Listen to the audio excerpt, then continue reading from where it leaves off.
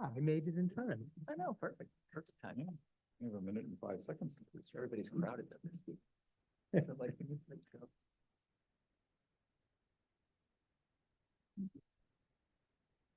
It works. Yes.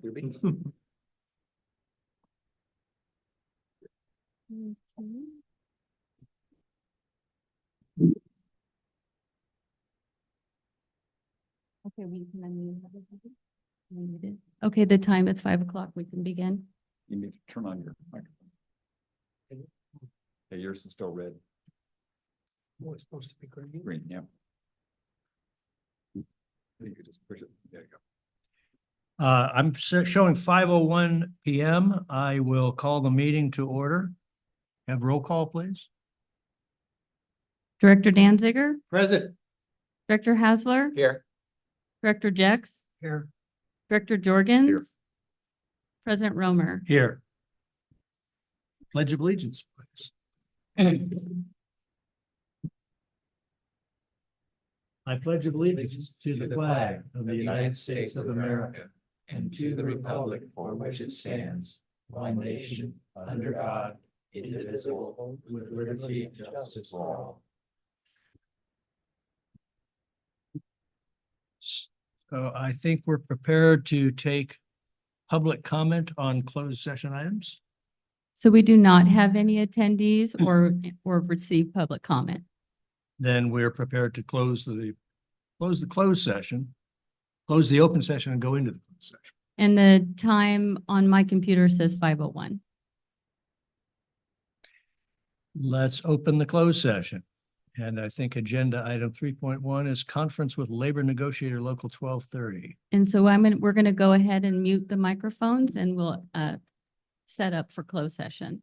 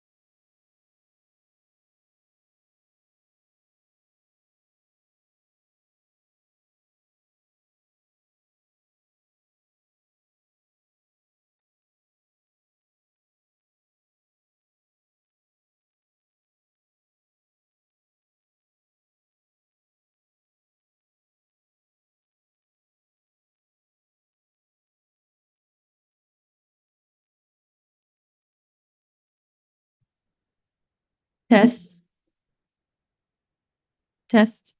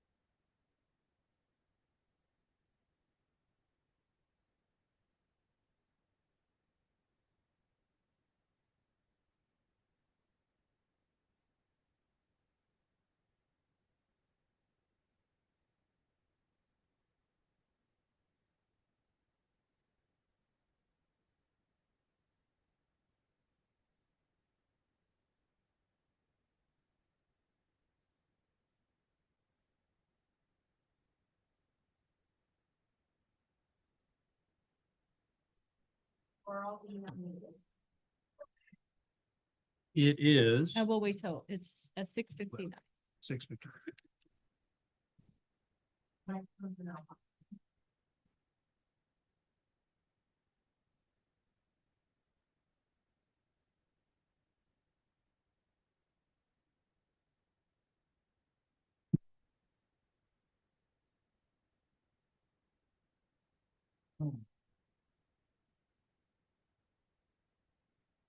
One hour, right? What is our goal? 1 hour? Yeah. The time now is 7 o'clock. I'm showing at 7 o'clock. This is Mike Romer, President of the Board of Directors. I'm going to reconvene the meeting and call the meeting to order. Should we have a roll call? Please? Director Danziger, Here. Director Hassler. Here. Director Jex, Here. Director Jorgens. Here. President Romer. Here. Item 5, report of closed session action. There's nothing to report. Going on to agenda item 6, public comment on items not on the agenda. We have any comment? We have one hand raised, Jonathan Goodwin. Good evening to everybody. Hope you're doing well.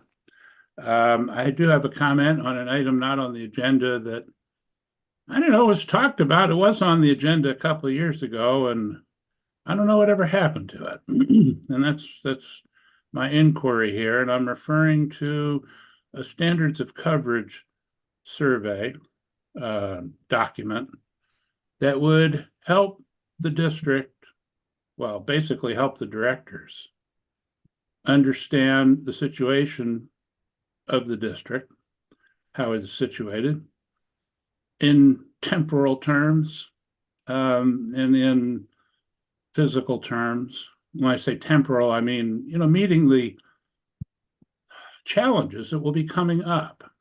You got 2 brand new directors. You're going to have another soon, I think. I think it's really important to have a document that explains what's going on for people who are going to be making these important decisions. Just to give an example, to have a consultant rather than a fire chief give an unbiased assessment of the difference between having 2 quints, one at each end of the district.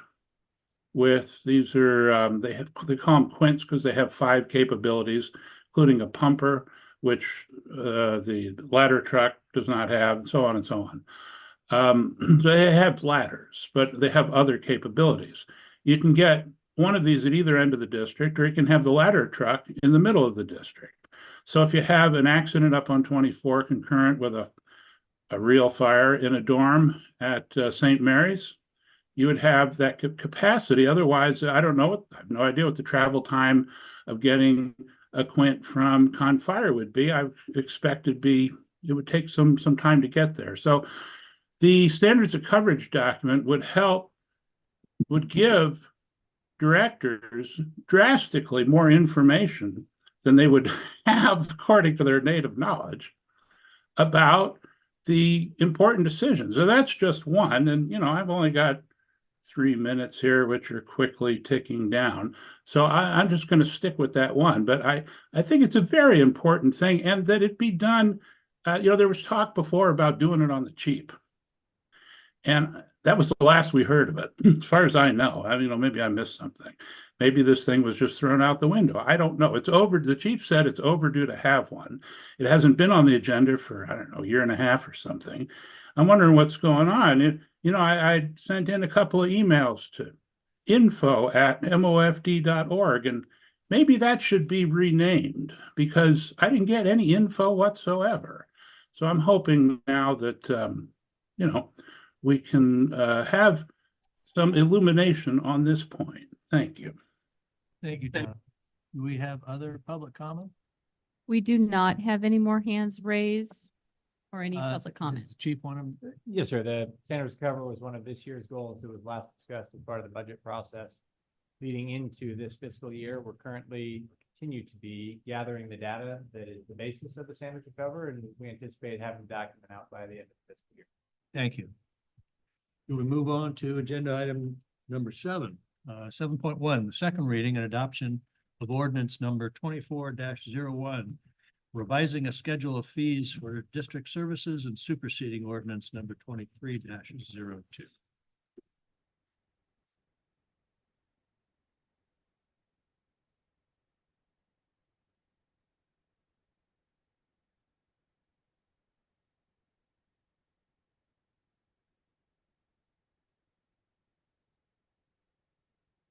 Put it out in closed session.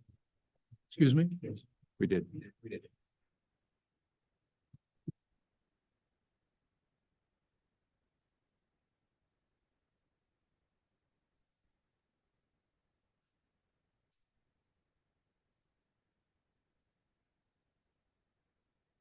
Good evening, directors. At the February 21st, 2024 board meeting, the board approved the introduction and first reading of ordinance 2401, revising the schedule of fees for district services. Staff presented the proposed revised schedule of fees using the most recent salary survey increase of 5% pursuant to the board's direction at the regular board meeting in January.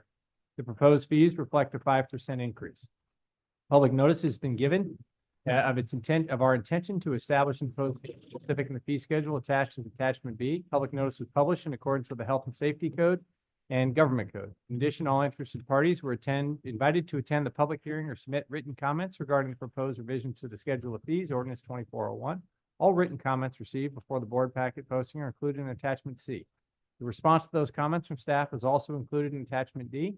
Any written comments, public comments received after the board packet will be made available for viewing on the district's website as part of the public record. As discussed last month, 12 additional fees have been added for services related to the processing of hydrant and fire service forms, plan reviews and inspection of energy storage systems, plan reviews and inspections for solar photovoltaic power systems, environmental review services, and insurance property compliance inspections. Those 12 additional fees are identified below. And I would note, just in response to the public comment, there was concern that we were adding a fee that would be duplicative of work done either by PG&E or by the county building department, and that would be a new fee with regard to energy storage systems and photovoltaic. As discussed in the correspondence and before the board last month, that is not the case, as those fees were previously being passed along under plan review, more general in nature, and the fees are being called out specifically to increase transparency so residents understand what the fees will be, and that PG&E does not issue permits for construction documents, nor does the building department and building code official have the ability to enforce the fire code. There are elements of the fire code specific to firefighter safety that are included for the installation of those systems.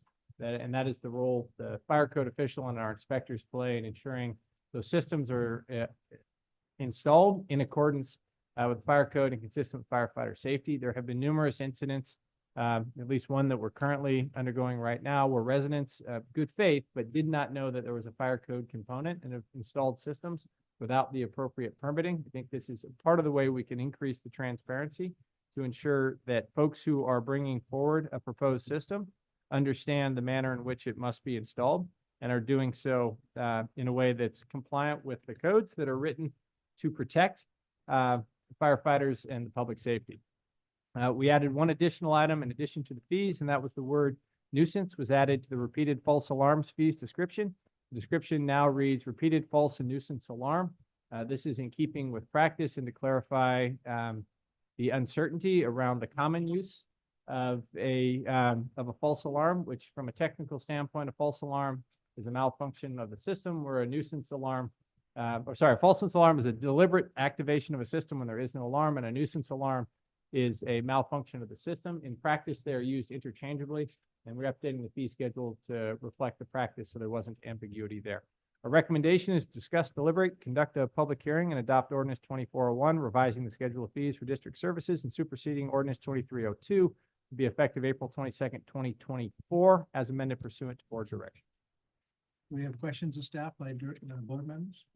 Yeah, it's not really a question, but I want to thank the chief for the email and the copy you sent to us that you sent to Mr. Porges. Because I had brought this up previously, I did receive personally a couple of emails, and I forwarded this to those people as well, and they sent back and basically said, thank you for the clarification of this, so I think I'm okay with it. Thank you. Yes, sir, and I personally and the district are very supportive of these measures, especially those that are coupled with batteries when installed safely, increase the community's resiliency during a public safety power shutoff, which reduces the number of calls for service that we run during one of those, particularly for our most vulnerable who rely on things such as a CPAP machine. And as the board may remember, we recently utilized that grant to install photovoltaic systems with batteries at 3 of our stations that were eligible. So the district is adopting these technologies as well. Any other questions? Then we'll open the hearing. Preliminary board comments? Should we open it for public comments? Do you have any public?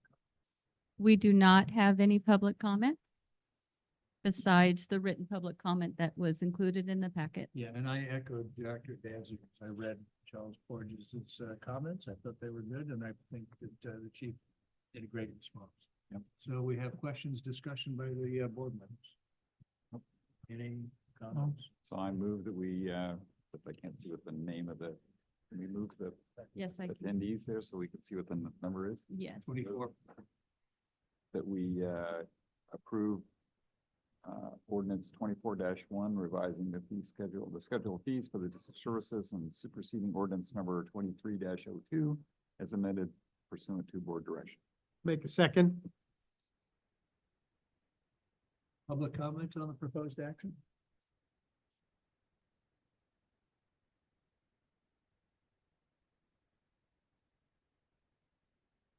We do not have any public comment. Then we go to the vote. Director Danziger, Aye. Director Hassler. Aye. Director Jex, Aye. Director Jorgens. Aye. President Romer. Aye. Agenda item number 8, announcements.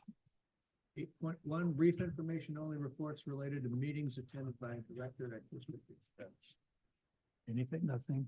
The 2 meetings we're going to have are happening tomorrow, so next time we'll have something to talk about. I did attend online via Zoom the LAFCO meeting last week, and there's really nothing for me to report on. There is a pending issue of an election on the LAFCO board. Is that on the agenda? Candidate statements were received as correspondence today. I believe that was forwarded to the directors. I did. I looked at the candidate statement. Is that appropriate to bring up now, or have you had a chance to look at the candidate statement? I haven't. Yeah. Okay, And that was forwarded to President Romer. I haven't forwarded it to all directors. I see. So we don't need to take action on that at tonight's board meeting. And we Correct. may or may not need it. Okay, that's fine. So 8.2, questions and informational comments from board members and staff. Anything? Nope. 8.3, communications received by Richard Olson and George Grover Jr. I did have a chance to review both of those. I thought they were informative comments. Do we have anything that we need to address on that? just as a response to, Rick Dickel's, I have been in touch with the, Orinda, well, no, what's it called? The HOA that's right there next to the freeway. Orinda Woods, thank you. And they are gathering the data so they can make a bulk purchase of, bulk request for, not purchase, of, which was our objective. We want to give away as much as we can and do it with as little staff interaction as necessary. So, they're working on that. And I also intend to pursue the same concept with the MCC. Thank you. I appreciate the comments that former Director Olson made. So we have a fire chief update, 8.4 finance report. Evening Directors, the finance report from Mary Smith. Good evening, directors. I have a brief finance report. We will start with the strike team reimbursement update. The strike team receivable to date is $652,000. We have received payments of $580,000, which leaves a net receivable of $71,692. That includes new preposition assignments that we had in January and February. Tunnel East Bay Hills financial update. The project budget was $6.3 million. We have invoiced to CAL FIRE $2.1 million, and we have received payments of $1.1 million. Our outstanding receivable with CAL FIRE is $952,542. That was the fourth quarter 23 invoice. We have new expenses to date for first quarter of 24 of $82,795. So the total expense outstanding is $1,035,337. The invoice for fourth quarter of 2023 was submitted to CAL FIRE on January 31st, and the invoice for the first quarter of 2024 will be submitted end of March.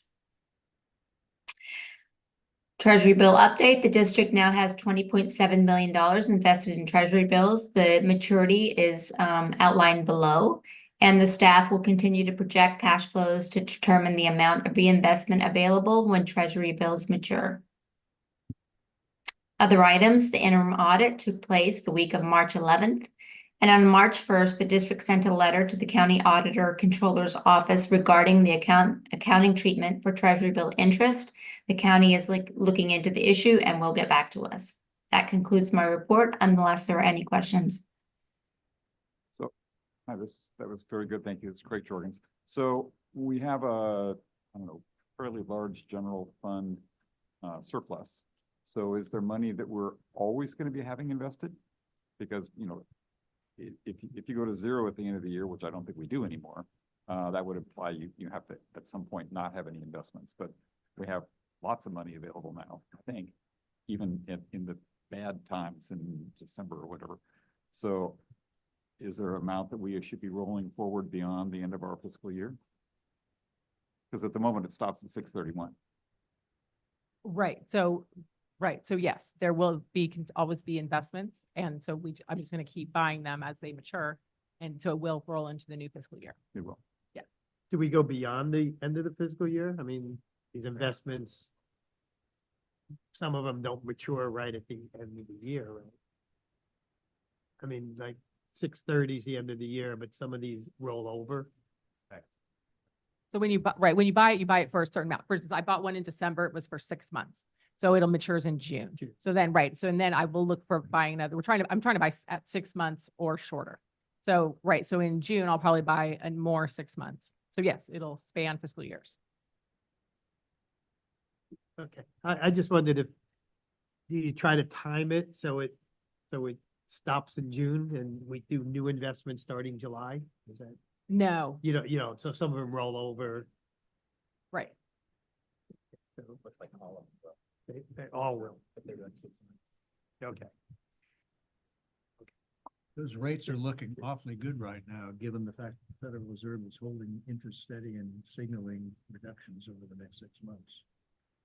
I think you could probably only about 4%, 4.5% Sorry, I couldn't hear the question. currently. I'm just saying current. The rates are going down. Right. There still have been, the last one I bought was over 5. Were they? It's within the last couple of weeks, though. We're still above 5. Still above Very 5. recent. Good. Cheap money. It's good. Probably can't expect that. we definitely aren't going to be able to forecast that for all of next year. But it's a lot better than the county's paying. Next we'll have HR, Christine Russell. Hi, good evening, directors. Tonight we have a brief HR recruitment update. So for firefighter paramedic trainee, I'm happy to report that the 5 trainees attending the Confire Academy are progressing and continuing the academy. And the projected graduation date is May 20th.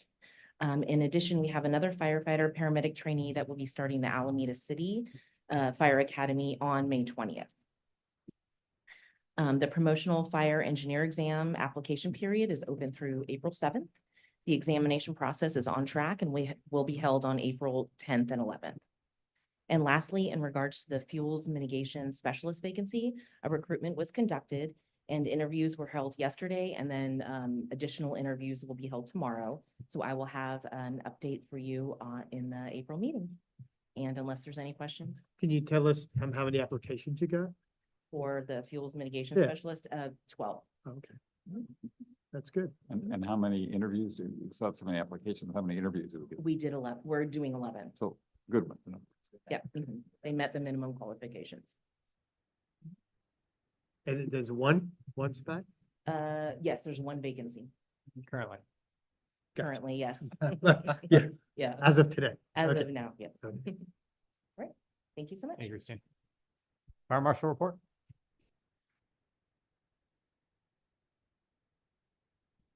Good evening, directors. If I could, I'd like to draw your attention to, next slide, please, Marcia. The state mandated inspections, that's been the focus of Steve and I this month. So our e-occupancies, no first inspections, all of those have been completed. We did 6 re-inspections. All 6 failed again, but we are seeing progress. We went from 15 pages of violation down to, 2 to 3 pages of violation. We're seeing significant effort on the school staff and the facilities folks getting those corrected. The R2 inspections, first inspections, we're still working with St. Mary's. Those first inspections of the 4 dorm buildings all failed, but again, we're seeing significant progress being made, educating the facility staff, and instead of numerous pages of violations, we're down to, 2 to 3 pages. So I do see progress there. Next slide, please, Martha. Yes, sir. Real quickly. So we do this every year, right?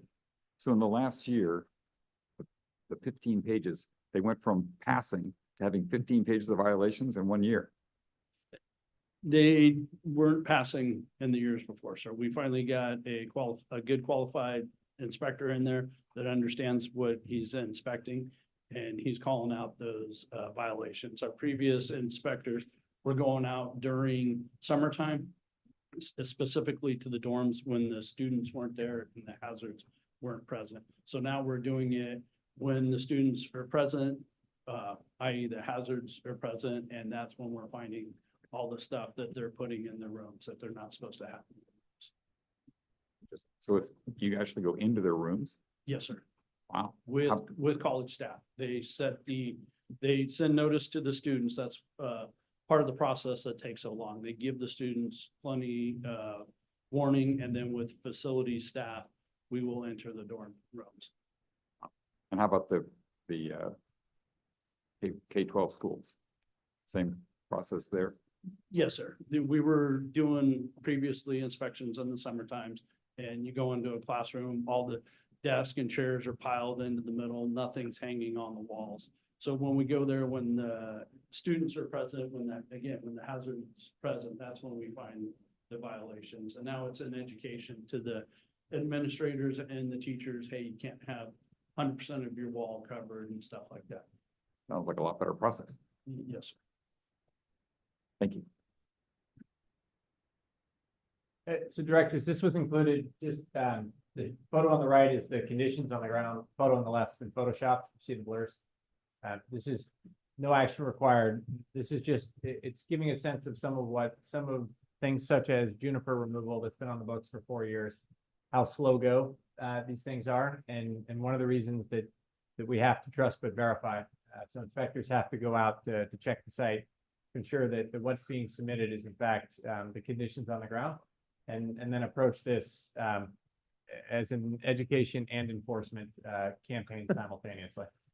So no action required, but every once in a while, I think it is helpful to share some of the realities of enforcement and why things can take so long and can be seen as overly bureaucratic, because this is some of what we're doing.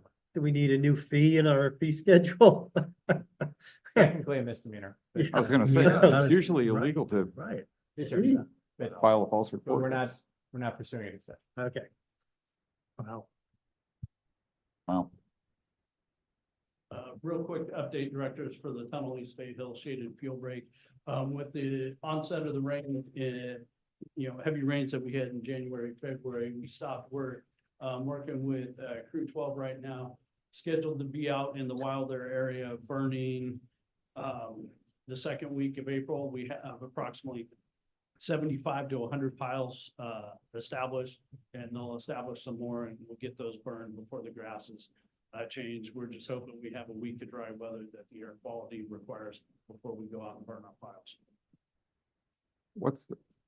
It's related to this. What's the status of the crew we were getting from Confire to go do things? Crew 12? Yes, sir. We've used them through the winter. They're getting ready to start their fire season training here mid-April. They're bringing on new staff members, so it was wonderful to be able to use them through the winter to work on our projects. As well as the state funds that we use to keep them working through the winter allowed them to retain staff who otherwise have been laid off and increase the regional efficiency, because there's less time spent now getting the new folks up to speed, which means there's more time that they're available for projects such as ours and some of our upcoming spring burning. So this was a good opportunity to align a Confire resource with an MOFD state-funded grant resource to get regional benefit, because most of the areas we had them working this winter actually benefit Berkeley and Oakland. So there's a very regional flavor to this work. Yeah, that concludes my report, directors. Happy to answer any questions. I have one question. Yes, sir. Under plan review, I guess basically the question would be, I note from another item that we're still using West Coast code consultants. Yes. So, we hired a person that eventually they were supposed to go away. What's going on? I didn't just. Yes, sir. With the way our inspections are state mandated inspections, I actually had to take plan review off Steve's plate for a little while and send more of the plan review to WC3 just to give him the time he needs to do our state mandated inspections. Once he gets caught up, we'll bring those plan reviews back to him. Plan is to keep WC3 kind of on the side for the super technical projects. We have some multi-story R2 apartment complexes that were in the initial pre-plan review stage with them that I need that pre-fire engineer. And we're bringing Steve along in that training and discussion to bring him up to speed. He's doing a great job and, really picking up on the stuff. But that's why. Also, some of this is the ripple of having to go back for second, third, fourth inspections. That consumes a resource that otherwise would be able to do other things. And with regard to the schools in St. Mary's, where we have essentially been anchored, that is a full day of checking dorms or school buildings or those things. Okay. Next slide, please. With regard to the home hardening grant program, we have an upcoming distribution of the latest shipment of gutter guards. We continue to distribute vents, although that demand has dropped off pretty significantly. Once we get this next tranche of gutter guards distributed, we'll do another solicitation, identify the demand, order additional material, and organize another distribution, as well as continue to work with the HOAs and other organized groups that can take the distribution burden off of the district to continue to move forward on this program. I told the folks at the HOA that they needed to have it in so we could have it on the agenda for next time, and we'll know how many things we need to order, how many linear Yes, sir. feet. So, Just a little back and forth on expectation management about how much measuring and community organizing we would do as part of that. So that process. okay. Prevention that. Next slide for the operations update. Next slide, please. So, back one, please. So this time of year, we're doing a lot of training, getting ready for the new year. This is the folks out working on things that we don't do very often that require multiple entities or engines working together in real time so that the companies can mesh. Obviously, aerial operations to include a source pumper, and the deployment of the aerial operations. This is a complex dance involving essentially very large mechanical elements, usually with not a lot of space to perform that. So next slide, please. We've also been organizing training that simulated recent events. This is a simulation of a car crash that had occurred on Highway 24 in the weeks prior. The crews that were there were able to share the information about the configuration of the vehicles and the rescue. And then at 41, utilizing cars that were acquired for the purpose, they were able to recreate the conditions they encountered on the freeway so that other crews could learn from their experience. This is a faithful reproduction of the scenario they encountered on Highway 24. As we've talked about, just speaking to the speed with which the motoring public passes through the district, and combined with the wet surface, some very dynamic things occur with those vehicles and the occupants of those vehicles. Next slide, please. On February 28th, a high-speed pursuit that was initiated in downtown Lafayette resulted in a head-on collision right at Camino Pablo and Bear Creek at the transition to San Pablo Dam. We had two adult occupants in the car that was evading with a child occupant head-on into another vehicle with a single adult occupant. At one point, there were 3 helicopter air ambulances en route to evacuate the patients because it was occurring during rush hour, and ground transit from this area at that time was delayed. As you can see, a lot of energy was released. The cause and the circumstances remain under investigation, but this is obviously very dynamic, evolved very quickly, and there was a sort of a trail of disrupted traffic behind this incident that our folks had to transit through because the high-speed pursuit had just run through rush hour traffic, passing through downtown Orinda on the San Pablo Dam, and there were a lot of moving parts by the time this one came to rest. We're also, next slide, please.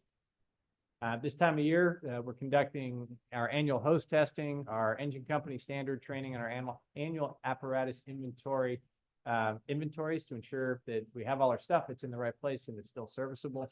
That is part of our annual process of getting ready for the new year and the pending transition to wildland season, when an increasing number of our responses will be related to vegetation fires instead of structure fires. Next slide, please. On the apparatus front, our 2 ambulances, and as a reminder, directors, this was a reboxing, so we took the ambulance box off of our old chassis and are putting it on a new chassis. The first one is expected to be delivered sometime this month.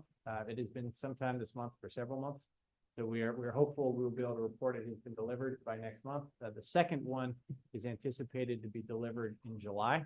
We're looking forward to getting these units on the street and fully in service. These are an F450 chassis with the old box on the back. That'll be significantly more maneuverable than the medium-duty Navstars they're replacing. Next slide, please. This is our Type 6 that is continuing to be constructed. We look forward to receiving it in the coming months. We don't have a delivery date yet, and then putting it through the in-service training and getting it outfitted with all the equipment it needs to be serviceable. That will increase the district's maneuverability. As a reminder, this will be our second Type 6 put in service, replacing a significantly aging Type 3. So we will have a good combination of 3 Type 3s, 2 Type 6s, and a water tender, give us many options for fighting a wildland fire, and Type 6s enabling additional mobility in some of the outlying portions of the community. As I mentioned, there was a 2002 Type 3 that's being replaced and will be surplus. 22 years is very long in the tooth for a firefighting apparatus. Next slide, please. And lastly, we remind everybody to save the date for May 4th. It's our open house at Station 45 from 11 to 1. We look forward to welcoming the community to the fire station for one of our 2 annual events.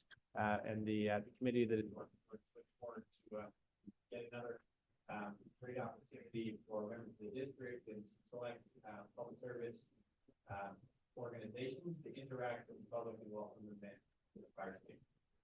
Happy to answer any questions directly I have. I have a couple of things. When those new vehicles come in, perhaps you could have a showing for the directors. I'd like to do that. Also, just under item 8, I'd like to propose, adding another item to that list. It'd be another G. I don't know if we can just bring that up now. Is that okay? Under 8.4?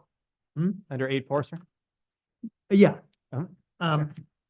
I wanted to propose adding, upcoming calendar of events. Where, some of the items could be on there would be just the date of the next meeting. Just, on what you just said, it would be the open house date. You could tell us, Recruit Academy graduation coming up, any other celebrations or any other events that maybe MOFD would be participating in that's open to the public. And it would just be a list. You wouldn't have to go through them all, just to have it on there in case the public or directors are interested in attending some events that we may not know about. It'd be right there for us to see. And that would be for the next 30 days. Sir. Sure, till next meeting, sure. I like that idea. I mean, yes, but I would say something like the open house, since we already have the date, I would add that on to. So that's more than 30, I guess. Yep, yep. Thank you.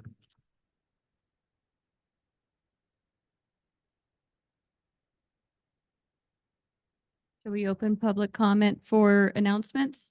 Yes.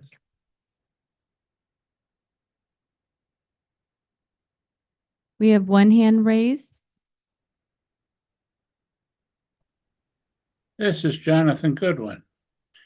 I had a question about the structure of the office of the fire marshal, if I can call it that, the Prevention Bureau, or whatever it's called these days. There was a time when the fire marshal was the one who went around and inspected the schools and so on, and did the plan reviews and did this, that, and the other. And I guess some things had been farmed out over time, and it just leaves me curious as to what, and I'm not trying to imply that the fire marshal's not keeping busy. But I just, it leaves me just with scratching my head about what exactly the formation of the prevention, whatever it is, looks like. And so I was just wondering if somebody could give a quick rundown of what it does as a whole and who does what, if that would be possible. Thank you. If I may, sir. So in the days of past, when there was Tanya Hoover's time, when there was a single fire marshal and a part-time inspector, we did not see nearly the plan review volume we see now. We did not have many of the functions that are carried out by fire prevention with regard to fuel mitigation, the execution of grants, the overseeing of fuel mitigation specialists, and the overseeing of both the execution and the public comment that arises from the district's entirely new presence in the exterior hazard abatement space, as well as the continuing evolving expansion of the relevant state laws around wildfire safety and development, and the city and the town's work with the city center specific plan Orinda, their evacuation studies and surveys, and a host of things associated with development of the safety element, the local hazard mitigation plan, as well as all of the regional things that have certainly developed with regard to standardized fire code amendments, et cetera. So the number of people in prevention has grown pretty dramatically over the last 6 years as the district's role in the wildfire prevention space has expanded, all of which lives underneath fire prevention. The fire marshal is still involved with inspections at St. Mary's and others where they're particularly complex in dealing with resident concerns about exterior hazard abatement and dealing with some of the more complex issues or more contentious issues associated with either new construction plans or major remodels, specifically around fire apparatus access, sprinkler requirements, and fire apparatus access, I guess, would be one of the biggest ones of late. He's involved in dealing with the state and coming up with the new state laws. Yes, sir. And Jeff, based on his prior experience, has been very involved with the Board of Forestry and the development of the Title 14 fire safe minimums reflected in state law. Thanks, Chief. Should we move on to the consent agenda? Are there any other public comments? Nope. All right, we'll move on to the consent agenda, 9.1. I'm sorry. Minutes. I'm sorry, I was unmuting my microphone. So Jonathan Goodwin has re-raised his hand. Oh, he has re-raised. You only get Okay, one, shall we? you get one. I think that's the rule that we generally follow. You get one. Yeah, okay. All right, well then, is there anyone who hasn't made a public comment yet? We do not have any other public comment. So let's move on to the consent agenda. 9.1. We have to accept eight. Items eight, we have to. make a motion. Item 8 is just announcements, announcement. information only. Sorry. All right, And so do you want to open public comment on the consent items? yes.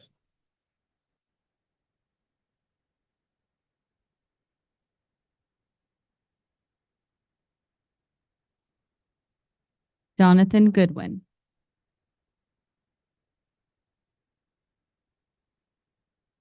Somebody's on mute.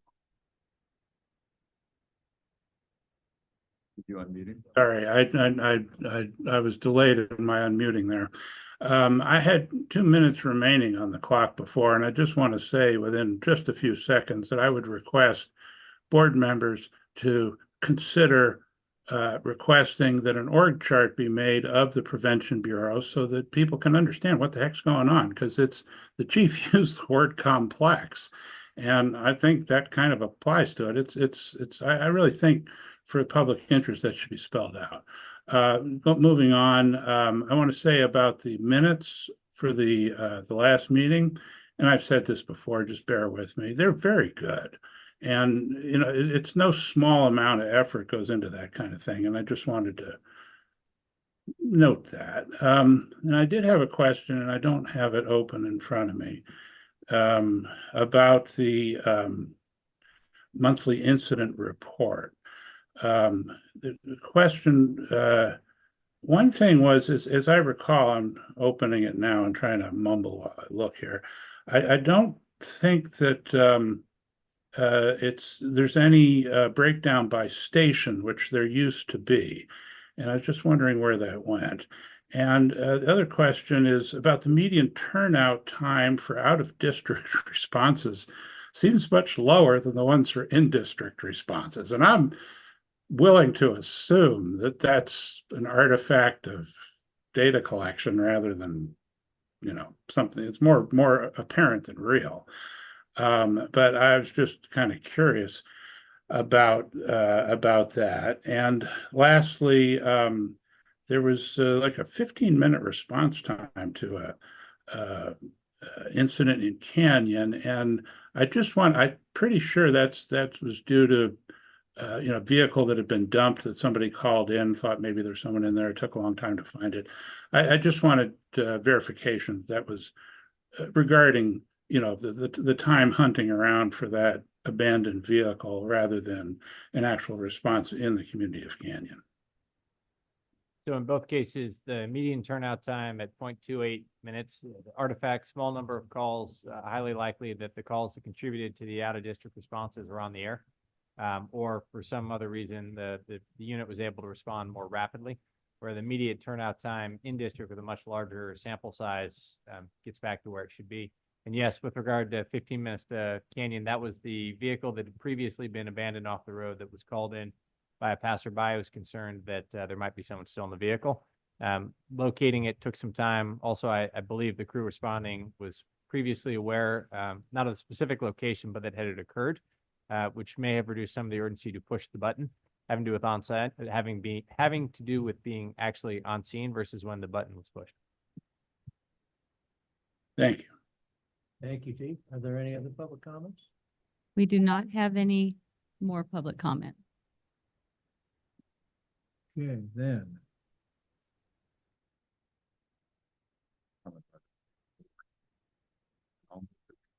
Approve the consent agenda.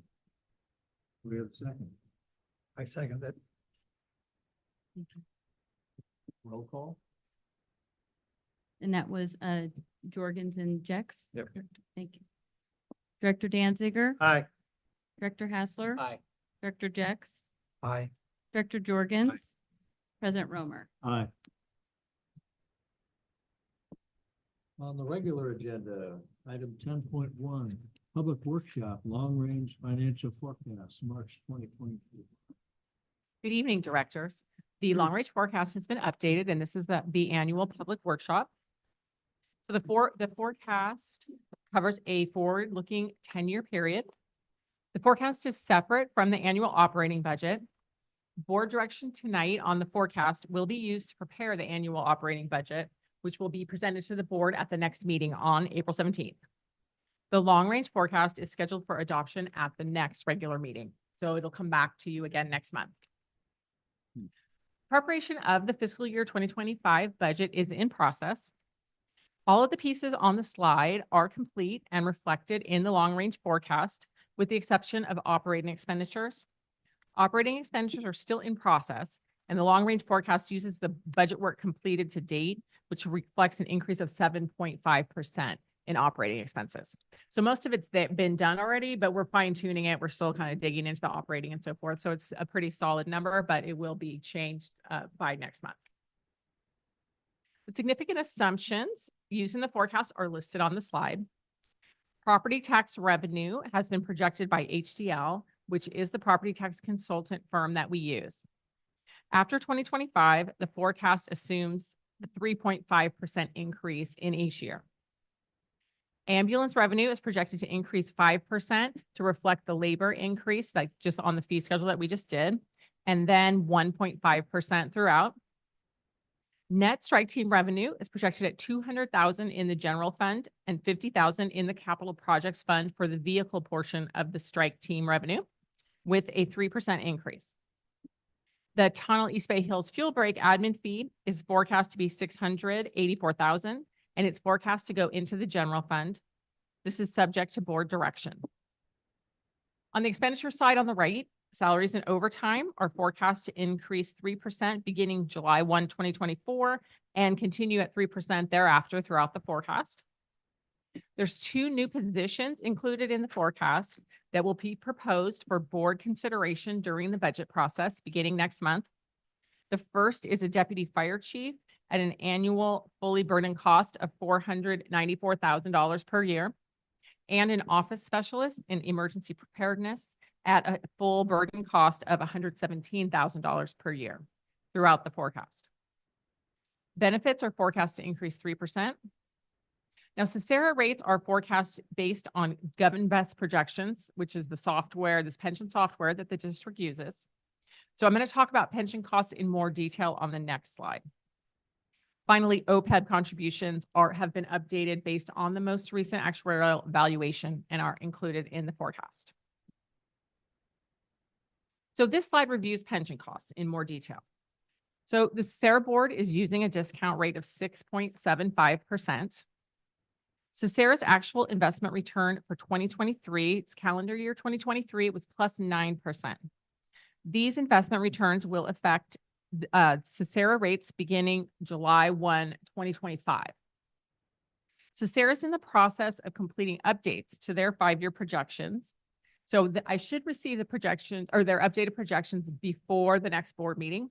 So when I bring the long range forecast back next month, it should have Cesara's projections, which should be better than the projections coming out of GovInvest.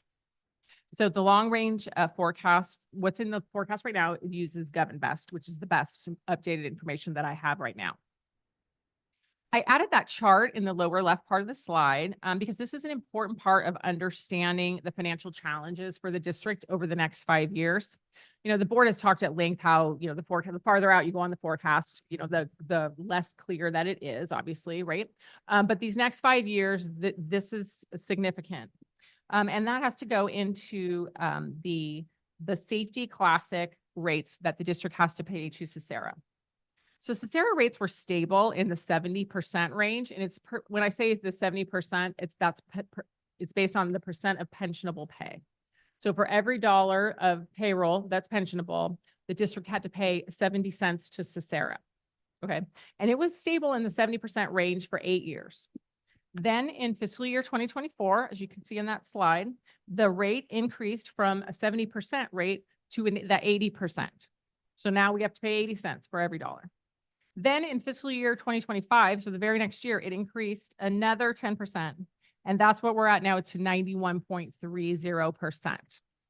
This is a significant financial development, and it's going to be a challenge over the next 5 years. So as we see, so those, the next 5-year projections are from GovInvest, as I explained. So once I get this, updates from Cicera, that will be helpful in the next few weeks.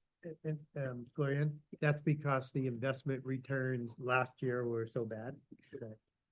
Correct. Yes, sir. They were a minus 10.7 Yeah. last year on an assumed 6 3/4. So essentially a minus 17. At the same time, obviously they can't buy and hold because they have continuous outflows. So Mhm. so they have to liquidate assets even when they are down to make payments. And then that is smoothed in over a period of time to recoup the loss, to Mhm. essentially to reduce the shock to the system to the full cost of a minus 17 being realized immediately. And that's what we're seeing here. So you have a 6 3/4, you call it a discount rate, but they use the same thing for what the rate of return is going to be on the assets, right? The discount rate's on the liabilities and the increase in the assets go up by 6 3/4. So it's both a discount rate and a rate of return. Correct. So then the pie chart on the right, then that is showing total planned funding for pension costs for fiscal year 2025. And the blue part of the graph reflects the mandatory costs that the district has to pay to Cicera. And the red part of the graph are the planned contributions to the district's pension trust fund, which are discretionary and at the board's discretion. The total funding designated for pension costs is reflected using a 6.25% discount rate. This graph illustrates projected unrestricted fund balance for the next 10 years based on the forecast. The district has one outstanding debt issuance. The balance is $2,078,000 and the interest rate is 2.14%. This is the last slide and it details capital projects expenditures. Okay, so the fiscal year 2025 budget, which will be presented to the board next month, staff plans to include funding for the Station 45 remodel project in the amount of $1 million, the purchase of 2 ambulances for $330,000, and 1 new fire chief vehicle for $75,000. The long-range forecast then includes funding for the Station 41 administration rebuild beginning in fiscal year 2026. And finally, the forecast projects funding for all the capital projects using transfers from the general fund and existing funds in the capital projects fund. Staff requests board direction on the forecast. This concludes the presentation.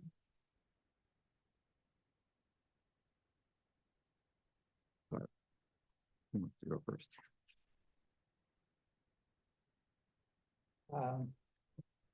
Question I have is basically focused on a couple of things. If you look at the numbers in the green or orange at the top, and then cash 4 and 5. What are the assumptions?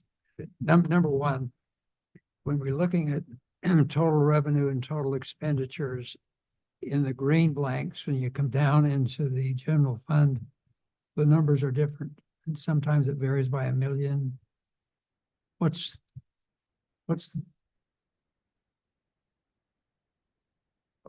Yeah, 4 and 5, sir. The difference between which column or which rows are you asking for the delta between, sir? in other words, if you look at, just take current year, we show general fund revenue, 30,740,000 on the line 15. You go up and look at revenue up at the top. On item 1, it's 33 million. The delta, 36 here. Or 37. You're taking expenses and revenue, coming up with a general fund balance unassigned beginning. I think it includes money from the East Bay tunnel thing that we're doing. Is where some of the extra revenue comes from and the extra expenditures. Because that's not general Right. fund money. We have a separate fund for that, but they add everything up on the top two lines. But general fund, there are things below that. We have a separate fund for the East Bay Hills. I think that's what the difference is. Right, so the total revenue amount on line 1 is made up of the general fund revenue plus the capital projects fund revenue plus the, well, there's nothing in there. The debt, what was the debt service fund revenue?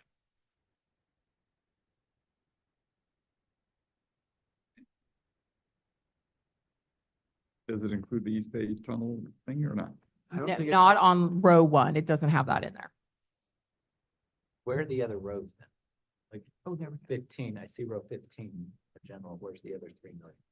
And- Right, so you're right. And so, right, so I was, okay, so in 25, where am I? In fiscal year 26, 27. No, it's the same, right? It's the same. Yeah, it's general fund, capital projects fund, debt service fund.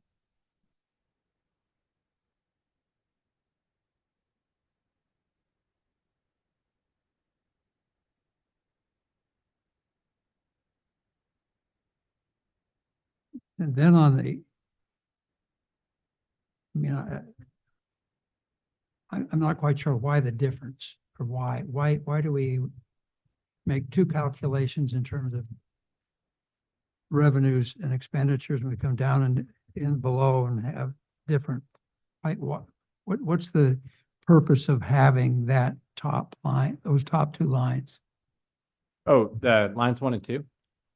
Yeah, why do we have the total revenue, total expenditures? Yes, Yes, sir. I added that, I think, 3 years ago in an effort to allow an interested party or a resident to, without having to understand rows and rows and rows in the spreadsheet, to snap right to the top line item of what is our total revenue, what is the total expenditure. that was a management decision. Yes, sir. That was mine as a way to Fine. simplify, a way that a resident could quickly understand the general trends of the district's position. Okay, So sorry. Going. and then the question is, you had cash on December 15th, and then cash and investment on the December 31st. Where do they come from? How would you forecast that number? Okay, so what I did was, okay, so December 15th, I started with the most recent, okay, so that was December 15th of 2023. And so that's the numbers, this driver, and then it just adds in the revenue and the expenses as it goes out through there. I think we had asked that they include a number rather than at a fiscal year end. We wanted to know when the cash got to a minimum, and that happens to be, it sounds like, December 15th. That's So what, we had asked for it, because otherwise the numbers look like we always have a lot of cash laying around, and the answer is we don't always, because the money, we get paid on January 1st or something. I mean, December 16th, generally. well, okay. That makes sense, I guess. But at a point in the year, we get most of the money. But all the time before that, for the whole rest of the year, we start with a great big number that works all the way down until the day we get paid. But that doesn't coincide with a fiscal year. Yes, sir. And that's the reason we put this in. And that came back from the board's interest in staying out of the teeter plan and understanding how close we were to entering the teeter plan, which had been a top discussion. So we thought that would be a good idea to make that readily accessible, because otherwise it would be essentially not available to any member of the public. Right. So, even though your nice blue graph that had the bars on it showed that we have, lots of money at the end of the fiscal year, because that's when all those numbers were. In reality, it's a lot less than that on December 15th.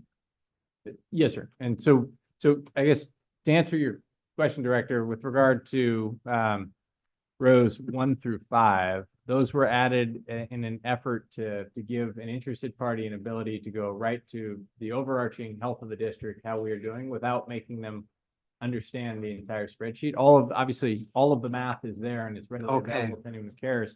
But someone who wanted to quickly be able to see the district's position or fiscal health over time, those were the metrics based on the board's input. in my sense that we should have the total revenue and total expenditures clearly broken out. That was our attempt to summarize that quickly and put it up top, so you didn't have to figure out where in this.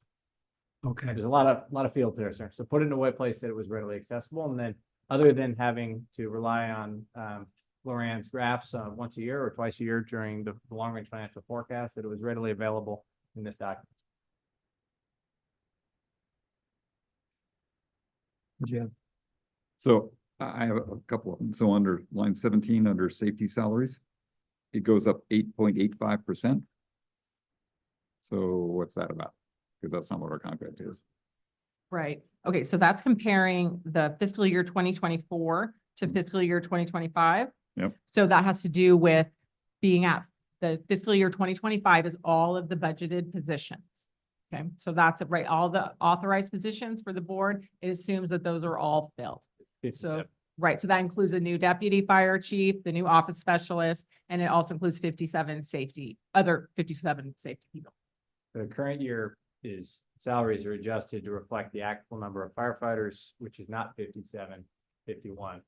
So that there is when we do the mid-year correction where we are changing the number of folks that we actually have, every year we go through this, where at the beginning of the year, we assume we have, for the budget purposes, we assume we have 57 firefighters, and we assume there will be less overtime, and we correct that because we don't every year. And that is amplified in this case, not only by 57 assumed for next year versus 51 this year, but also the new positions. And I think it actually also has 3% extra in it, right? Correct. So- 3% is assumed as shown on the right side. No, for that year though. Because it says 8.85 on the right. It Right. actually, because you hard coded in a 1.03 multiplier in there. Correct. So, which is, makes it hard to go change, by the way, when you have some things that key off of the right-hand column and some things that are hard coded in. It's a modeling challenge sometimes. And the same thing obviously happens then with overtime. The opposite happens with overtime. Right, we always give money back on salary and plus up the overtime budget because we're using overtime to cover the vacancies that we're and where we're generating savings. That generally is to the district's benefit, as overtime is 1.5% of salary, and as we saw before, positions are 1.9% of salary. Right. So I noticed back in the capital part, we have 2 ambulances that are being replaced. One of them a year earlier than its expected life, and one 3 years earlier than its expected life. Are we just bad at forecasting how long they last, or? Part of it, well, the 2 things, sir. One was the medium duty ambulances where we've had a number of time lost injured. We have not been using them for some time. Those apparatus resulted in a number of time loss injuries and some significant complaints from public that was being transported having to do with the ride quality. Those were not used in the manner that they were intended to be and were essentially put into reserve status with very low miles. They were replaced with gas units that have a shorter life and were used much more than would have otherwise occurred had those medium duties stayed in frontline service longer. So the 2 frontline gas ambulances are in dire need of replacement. So this really had to do with the use, the call volume, and the fact that they were performing frontline duties in a manner that normally would have been spread with the older units. So the new F-450s, because I know for years now we've had really bad luck, the cars or the vehicles underlying that, were breaking down like crazy. So are the F-450s going to be better at that, I hope? Yes, sir. So we spent some time understanding who's doing what in the area and what experience they've had and learning from those. Those are the rigs that San Ramon and Berkeley has landed on as being the best compromise of reliability, ride quality, and durability. The medium duty Navstars, great durability, but too big and really not built for that light of load. The gas E version, too light and not the same durability as a commercial duty F-450. So we believe this is the right sweet spot based on the experience of the folks around us who've been using them for several years. Okay, great. Same thing is true, I guess, with the Chevy Tahoe that's being replaced 2 years early. Sure, it's so it's 8 years old and approaching 100,000 miles. By the time it is ordered at the end of next year, and then the up to a year delivery time we see, it'll be hitting its 10-year service life right on time. Okay, great. Um,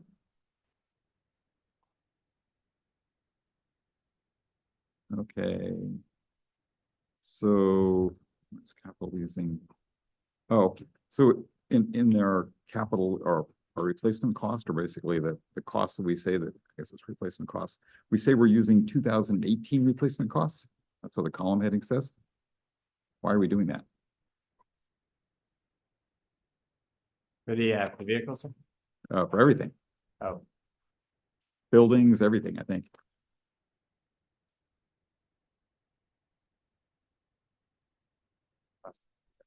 It might be a holdover, that nobody changed the column heading, but yes, sir. We'll take a look. I think it has probably more to do with the last time the assessment was done on them, but we'll find out. because, we could at least probably guess and get closer to just that. Okay, I noticed here it is, I think it's 2025, 26. We have a negative balance in our capital fund. It actually happens for 2 years. So why aren't we just transferring more? We have a surplus in our general fund. Why aren't we transferring enough into the capital fund to make that not be a problem? That's because there's money in the capital fund. So because of the past transfers that have gone in there. So I just stayed consistent with the same amount with the $2 million in there, but that's at board discretion. If the board wants to do more, this would be the time to make that direction. Well, but from a forecasting standpoint, it's pretty hard to have a negative balance in something because you have to borrow to do that, and we're not borrowing. Well, no, because we're starting the year with 8.6 million in capital projects and then having a deficit of 4.3, you'd end up with a 4.3 still in capital. Oh, I'm sorry. Okay, The I annual didn't see- deficit I'm versus sorry. year end. I'm sorry. Okay, yeah, thanks. You're right. So I think the thing that we've done in the past a couple times is instead of having just a data point like this, is to put in some scenarios, simple scenarios. One of the big variables could be, I know it involves GovInvest and all the multiplying for the Cicero stuff, but salaries is a big variable that we could play with, just to see what a 1% up and a 1% down does, because it's going to change a lot of these numbers a lot, I think. And the problem is Cicero uses 3% forever, which, historically has been, in the last few years anyway, has not been a good enough number. But that's what's in their numbers that they use to come up with all their payments and everything else. So we have to make sure we change it in GovInvest because we know what their assumptions are. And like I say, they've been wrong for a while. And that's most likely going to mean that they aren't actually, all the numbers we're getting from them for how much we're going to have to contribute to pensions won't be enough because historically they've been under forecasting what the raises have been. And at the moment, they're still doing that. So again, just a simple, that's just one variable we could easily play with just to see what happens when you go up 1% and down 1% in salaries, for example, per year, instead of the 3 that we have, but in 4, for example, or 2, pick your direction or both. Those were it's a great job. Thank you. A lot of work. I know this stuff's always a lot of work, but those are the big ones. I had one question. Our property tax consultant, I know the numbers you got were probably a little while ago. In light of the recent court case on the National Association of Realtors, there's a projection that property values may decrease. Is it possible to call them and get an update considering the reduction?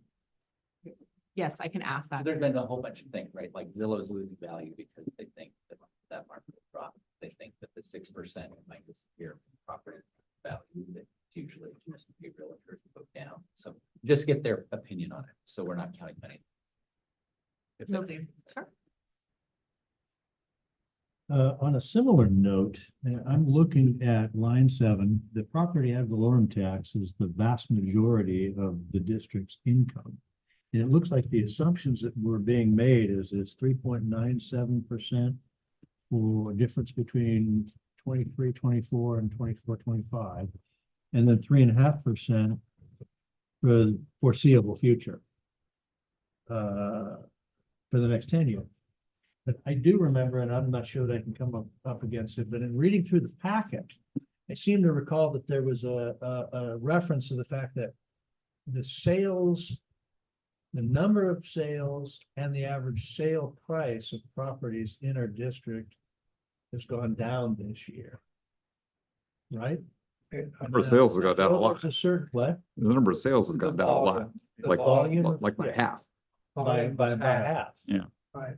So, and I know there's a certain amount of stickiness because, you know, properties are still selling at a pretty high rate, but sort of on that same thing, and if we're looking at a 10-year projection, there's various things that could affect what 90% of our revenue seems to me to be fairly important. And if we were to get, either because of an insurance crisis, because folks aren't gonna buy homes if they can't insure them. That's happening to some degree in Florida. It's happened in a lot of places. Right? Prices have come down.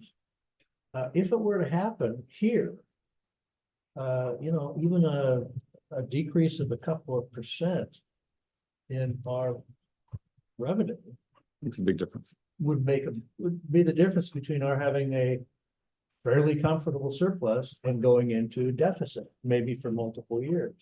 Is there a way to use GovInvest to run a projection as to what happens over a 10-year period of time if we went through a 1 or 2 year housing bust, either because of, you know, combination of things?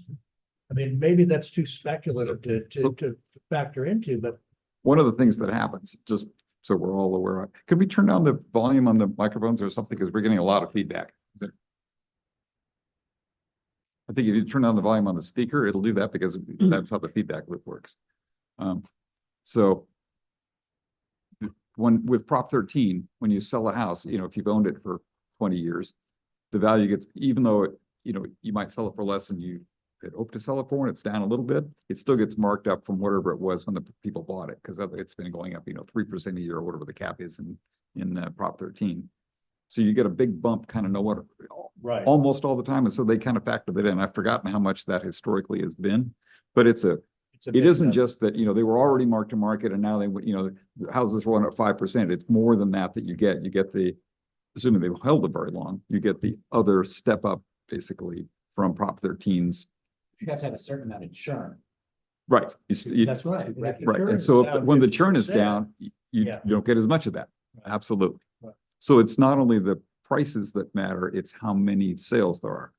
And I got to guess that, well, I know sales have gone down a lot in the last year because interest rates are high. About People half. couldn't, yeah, they just, so I assume that's going to affect what our forecast is from our health people.